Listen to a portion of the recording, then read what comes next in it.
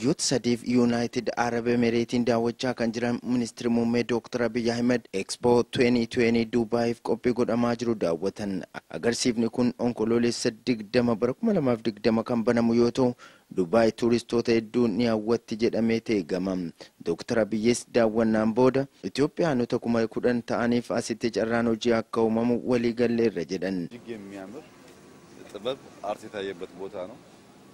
ከዚያም በተጨማሪ እስካሁን ለአፍሪካ ብዙ ኤክስፖዎች አንድ ቦታ አጭቀው 50 ምናምን ሀገር የሚያስቀምጡ ሲሆን እዚህ ቦታ ለየብቻ አስቀምጠውናል። ከዛ በላይ ለኢትዮጵያ እንዳያችሁ በጣም ጥሩ ሳይት ሰጥተዋል። ከዚያም በተጨማሪ በዚህ በሚታየው ትልቁ የአምፊ ቦታ ላይ ኢትዮጵያ አንድ ቀን ለዓለም ባህሏን፣ ታሪኳን፣ ካልቸሯን ማሳየት እንድትችል ፈቅደዋል። ይህ በጣም ትልቅ እድል ነው ለኛ።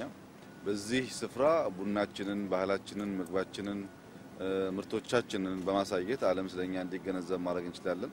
ከሱ በላይ ግን ዛሬ ከዚህ ፕሮጀክት ቸርማን የተከበሩ ሪም ጋር በነበረን ዲስከሽን በጥቂት ሳምንታት ውስጥ እዚህ ቦታ ብቻ በተለያየ ዘርፍ የሚሰሩ 10,000 ኢትዮጵያውያን ተቀጥረው እንዲመጡ ተስማምተናል። ይህ በጣም አስደሳች ዜና ነው።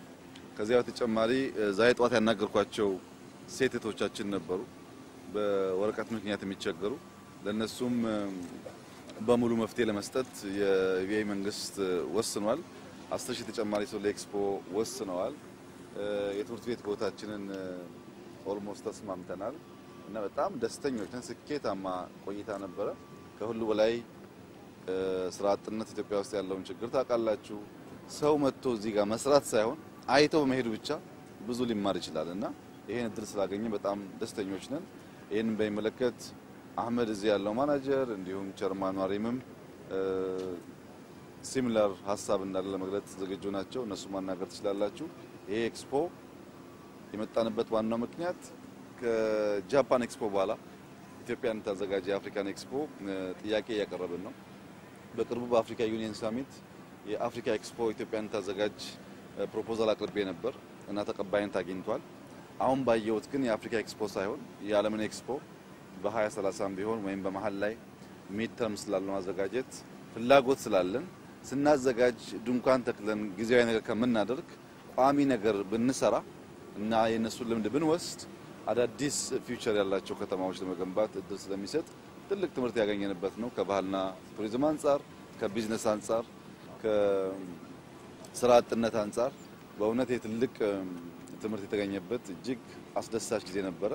መቼም ሰው በሪፖርት በቪዲዮ ይሄ ቦታ ለኤክስፖ ተዘጋጀ ቢባል ማንንም ሰው ያምነው 5 ኪሎ ሜትር ስፋት ባለው ግቢ ውስጥ ይሄን የሚያካክል ነገር ገንብቶ ለኤክስፖ ማዘጋጀት ምን ያክል የሰው ልጅ ጭንቅላቱ ሳይከለከል ከሰራ የሚያስለማውን የሚያስበው ማሳካት እንደሚችል ተስፋ የሚሰጥ ነው። እጅግ በጣም አስደሳች ጊዜ ነበር። ለኛም ትልቅ ትምህርት ይሆናል። ከዚህ በመነሳት ለኢትዮጵያ ጠቃሚ እና ለትውልድ የሚሻገር ነገር ለመስራትም የሚጠቅም ትምህርት ያገኘንበት ይመስለኛል። በጣም ደስተኛ ነኝ። ይሄን የሰሩ ሰዎች የተከበሩ ወይዘሮ ሪምን እንደውም አህመድን በጣም ነው ማመሰግነው። ማደንቃቸው የጭንቅላት ውጤት ታይቶበታል እና ለኢትዮጵያውያን ትልቅ ትምህርት ነው የሚሆነው።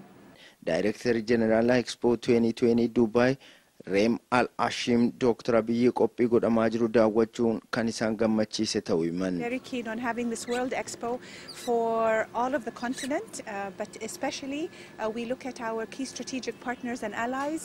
Prime Minister Abiy Ahmed has been at the forefront of transformation and change, and we are especially keen on making sure that Ethiopian talent, human resources, expertise is also part of our journey together. We're working now with the team to make sure that in the next couple of months, as we finalize this site and as we make sure that we have the caliber and the quality that's necessary, that we actually work with Ethiopian talent. And I'm very excited that with his good offices, as well as with the UAE government and with the Expo operations, we will be able to attract this talent and learn from them and have a very exciting expo that we'll be able to put together. Thank you very much. Thank you. Thank you.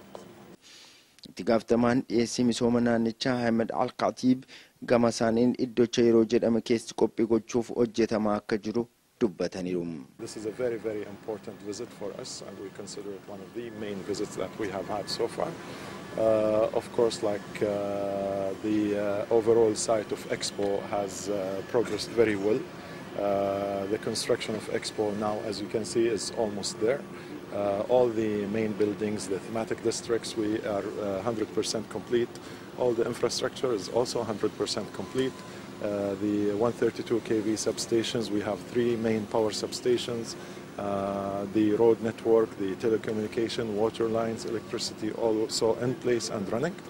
The Al-Wasl Plaza is behind us, is the main event and exhibition areas for the major events like the opening and closing ceremonies and the main events throughout the year like the New Year, the National Days. All that celebration will happen in Al-Wasl Plaza.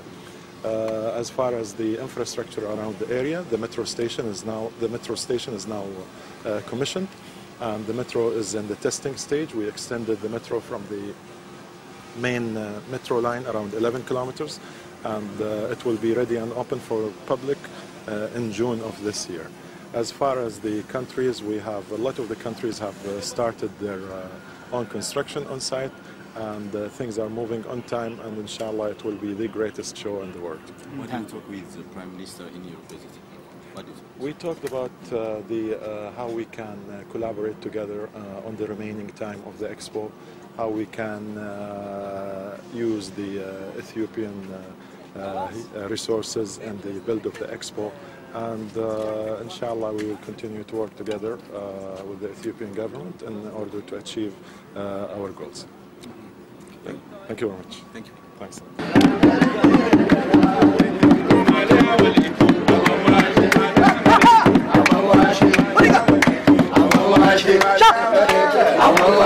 What do you got?